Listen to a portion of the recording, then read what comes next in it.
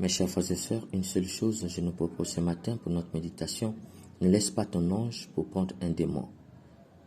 De l'hébreu malik, du grec angelos et du latin angelus, au sens propre, un ange est un intermédiaire entre Dieu et les hommes. Parfois il transmet un message divin, parfois il agit lui-même selon la volonté divine.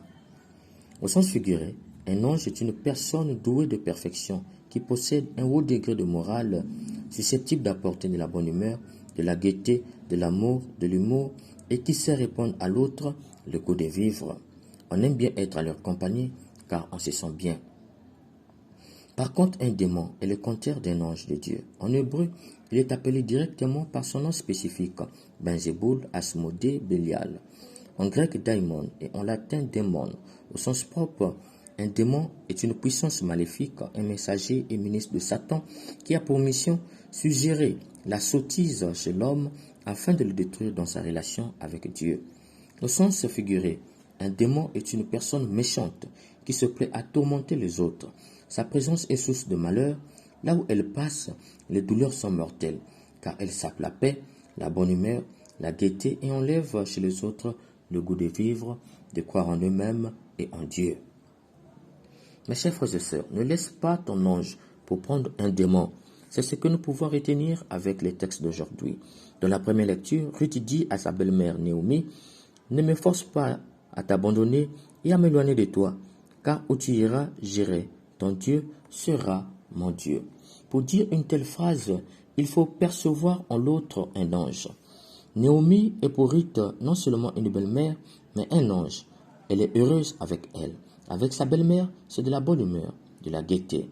Elle qui est veuve reprend goût à la vie grâce à sa belle-mère, d'où elle n'a pas peur de tout laisser pour suivre sa belle-mère. En plus, accueillir le Dieu de sa belle-mère dans sa vie, car si Naomi est bonne, c'est que son Dieu est très bon. Dans l'évangile, les pharisiens, détracteurs de Jésus, veulent le détruire en lui posant une question piège. En fait, pour les pharisiens, Jésus est un démon, d'où il faut tout faire pour l'éloigner et l'éloigner aussi du peuple. Chers frères et sœurs, c'est ce que nous avions appelé chasser un ange pour prendre un démon. Car l'absence de Dieu, c'est la présence de Satan. L'absence de l'ange de l'Éternel, c'est la présence du démon. Mes chers frères et sœurs, très souvent, au lieu de copier le modèle de Ruth, nous copions celle des pharisiens. Nous chassons nos anges pour prendre dans nos vies les démons.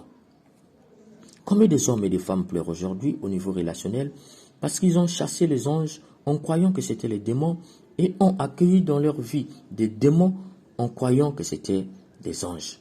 Mes chers frères et sœurs, sur cette terre des hommes, des anges, c'est-à-dire des personnes avec une bonne moralité, susceptibles d'apporter la bonne humeur, l'amour, l'humour, susceptibles de redonner à l'autre le goût de croire en lui, en la vie et en Dieu, il y en a. Par contre, des personnes foncièrement méchantes, susceptibles de tourmenter l'attitude des autres, leur faire perdre goût à la vie, de croire en eux-mêmes et en Dieu, des personnes poisseuses, capables de vous détourner du bon chemin, il y en a aussi. C'est à nous le choix. Soit on fait comme Ruth, on suit les fleurs de Ruth ou la naïveté des pharisiens en chassant les anges pour accueillir dans nos vies les démons, soit on accueille des anges, ce qui symboliserait l'absence des démons. À nous de voir. Et si tu choisis un démon, ne pleure pas. Si tu choisis un ange, à toi la vie. Que Dieu nous donne l'esprit de discernement. Amen.